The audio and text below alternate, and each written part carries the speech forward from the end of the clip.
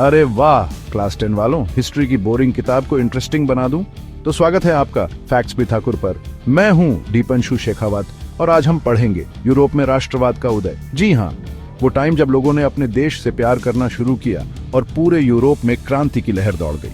तैयार हो तो किताब खोलो, पेन पकड़ो और शुरू करते हैं। बिना बोर हुए पूरे चैप्टर की कहानी सुनो मेरी जुबानी।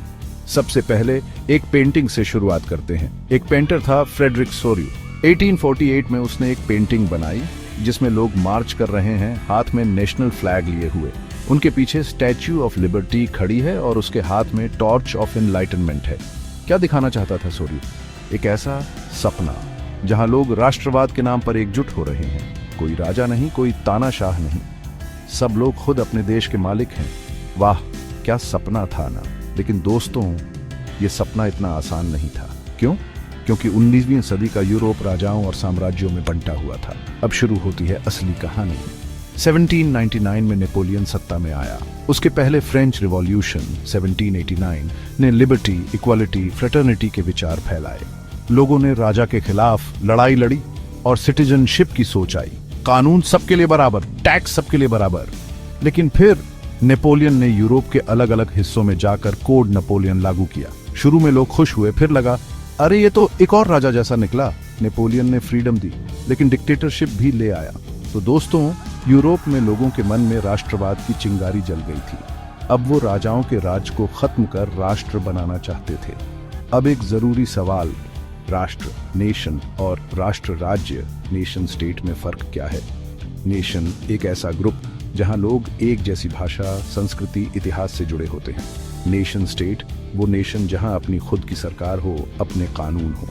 19वीं सदी के यूरोप में बहुत से ऐसे इलाके थे जहां कई भाषाएं, संस्कृतियां एक ही राजा के नीचे थीं, जैसे ऑस्ट्रिया हंगरी, ऑटोमन एम्पायर।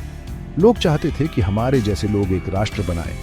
अब आते हैं दो बड़े नामों पर, जर्मनी और इटली। जर्मनी 1848 में कोशिश हुई लेकिन किंग ने मना कर दिया। फिर प्रशिया आगे आया। ऑट्टो वॉन बिस्मार्क की लीडरशिप में 3 जंग लड़ी डेनमार्क, ऑस्ट्रिया, फ्रांस के खिलाफ और 1871 में जर्मनी एक राष्ट्र बन गया। इटली, मैजनी, गैरिबाल्डी, कावूर जैसे लीडर आए।